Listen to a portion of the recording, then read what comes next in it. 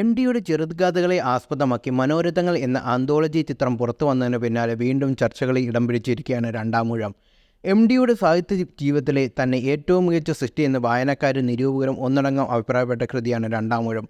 അതുവരെ കേട്ടുശീലിച്ച മഹാഭാരത കഥയിൽ നിന്നും വ്യത്യസ്തമായി ഭീമനെ പ്രധാന കഥാപാത്രമായി ഒരുക്കിയ രണ്ടാമൂഴം ഇന്നും വായനക്കാരാൽ ഏറെ ആഘോഷിക്കപ്പെടുന്നതാണ്.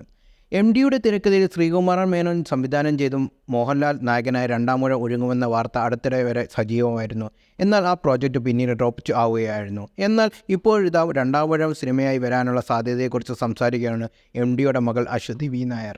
രണ്ടാമൂഴം സിനിമയായി കാണണമെന്ന് എം.ഡിക്ക് ഒരുപാട് ആഗ്രഹമുണ്ടെന്നാണ് അശ്വതി പറയുന്നത്. എന്നാൽ കഥയോട് 100% നീതി പുലർത്താൻ കഴിയുന്ന ഒരു സംവിധായകനാണ് ആദ്യം ആവശ്യമെന്നും പ്രീ പ്രൊഡക്ഷൻ വർക്കുകൾക്ക് വേണ്ടി മാത്രം 2 വർഷത്തോളം ആവശ്യമാണെന്ന് അശ്വതി പറയുന്നു. രണ്ടാമൂഴം വലിയൊരു സിനിമയാണ്, വലിയൊരു പ്രോജക്റ്റാണ്. അതിന് കൃത്യമായി മനസ്സിലാക്കണം.